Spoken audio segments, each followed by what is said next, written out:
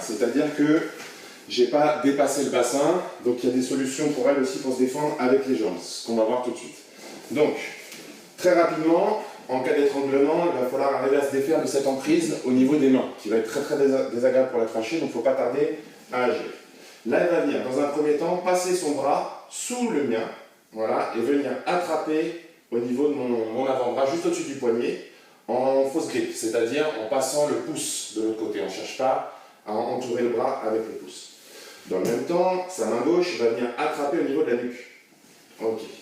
À partir de là, sa jambe gauche va venir mettre une petite pression sur ma hanche pour pouvoir décaler son corps afin de se placer à la perpendiculaire.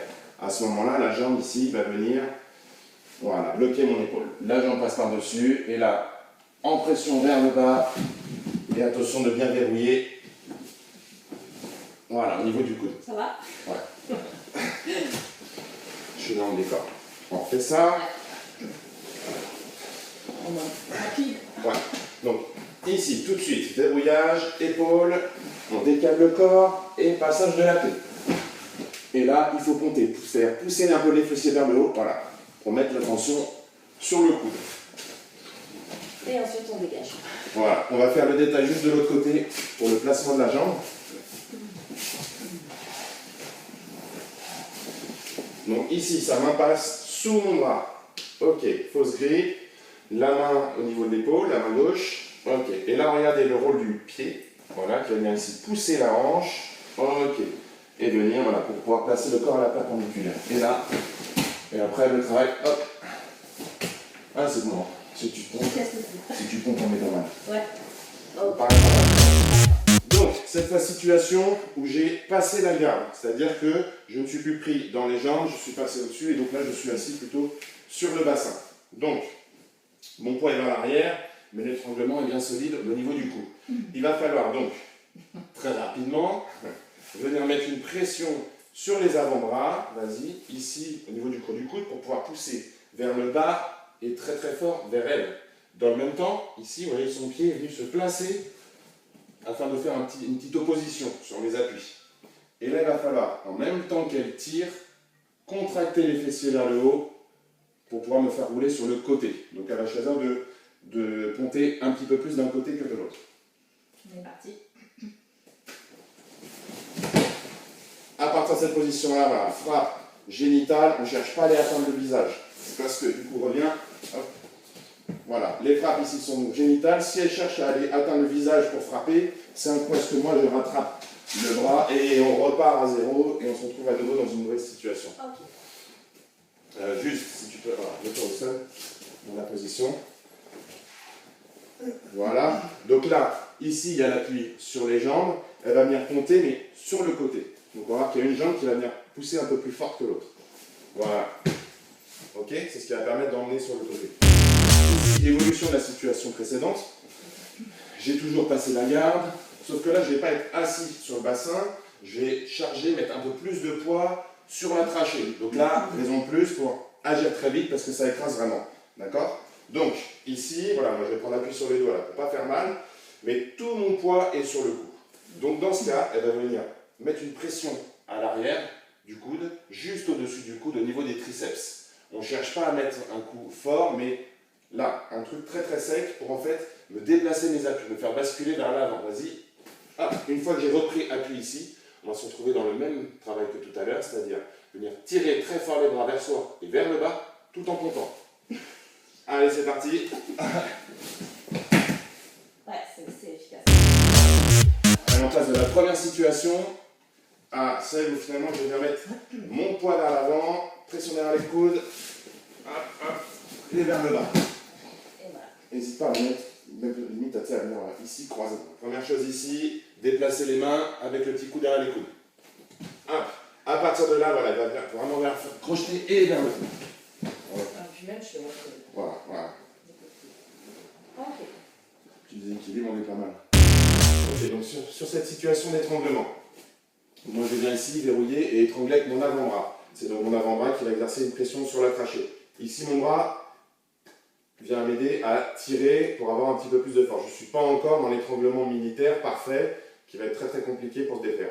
Donc ici, souvent on va avoir en plus une pression vers l'arrière. Donc, il va falloir, par réflexe, de toute façon, on va venir attraper le bras. Donc c'est ce qu'elle va faire, et tirer pour reprendre un peu ses appuis vers l'avant. Vous voyez, le menton passe légèrement sous mon avant-bras pour pouvoir reprendre un petit peu d'air, d'accord, et défaire la pression sur la trachée. À partir de là, une main va se défaire, là ça va être sa main gauche pour une frappe génitale, ok, à doubler si besoin. Et à chaque fois revenir récupérer le bras pour continuer à pouvoir respirer correctement. Donc, sur un enchaînement de frappe génitale, si on voit qu'il y a une réaction de l'agresseur, c'est-à-dire que mon corps va partir légèrement vers l'arrière, vas-y. Alors, ici on a une ouverture, elle va venir passer sa jambe vers l'arrière sans jamais lâcher mon avant-bras. Ok, à partir de là, ça devient pas très confortable sur l'épaule. Et avant de vouloir passer une clé, ici, enchaînement de frappe, genou ou tibia au niveau du visage. Ok, et là, enfin, on va pouvoir passer la clé. Une fois que la clé est passée, il va falloir pousser vers l'avant et vers le bas. Exit. Hors champ. Ok. Allez, ici, hop, le menton, frappe génitale, et ici on sort. Ok, l'avant-bras ici ne doit pas être lâché, il doit rester contre le corps. Mettre des frappes avant de vouloir essayer de passer la clé. La clé. Ici, hop, le menton passe sous l'avant-bras, frappe génitale, sortie de la jambe, hop, et l'avant-bras reste ici en contrôle. Ok, des frappes avant de passer la clé. Et ici, important, la clé doit se faire au niveau du coude, d'accord, pour pouvoir pousser vers le bas et non pas au niveau de l'épaule. Ok, voilà. Là, je ne vais pas pouvoir me relever. Alors qu'au niveau de l'épaule, je vais pouvoir me relever, voire lui faire une clé moi-même. Je fais quoi maintenant? Je t'envoie. Vers le bas. Voilà. Petite variante, hein, à partir du premier étranglement, vas-y. Voilà. Si je sens ici que je n'arrive pas à créer l'espace, et surtout que je n'arrive pas à sortir, et je cherche toujours à redresser, je n'arrive pas à sortir, je vais venir attraper ici, au-dessus du coude, au niveau de l'humérus. Et là, je vais pivoter pour sortir et commencer à mettre le bras en clé d'épaule. À partir de là, on voit bien la tête s'incline, donc c'est qu'il y a un déséquilibre. Moi, je ne cherche pas plus loin, je vais venir faucher. Hop. Et peut-être après pouvoir contrôler au niveau du bras. Ok. Pas mal. Allez, la troisième. Voilà.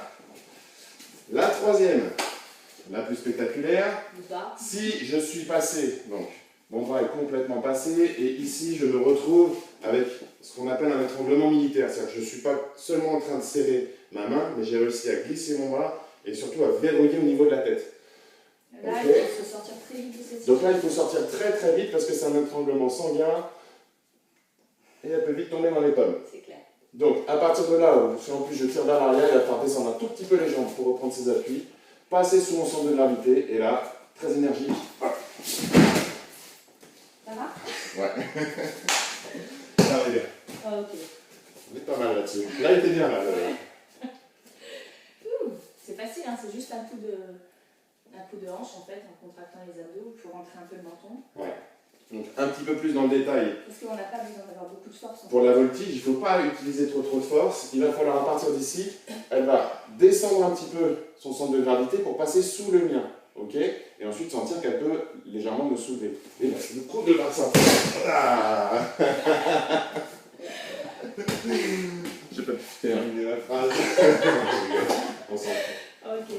Bon, on En est pas tout cas, mal. voilà, pour vous montrer que, voilà, que ce soit au sol ou debout, quand il y a des étranglements, il y a toujours un petit moyen, une technique pour se dégager de la situation, même quand on a moins de force, même quand on est plus petit, voilà.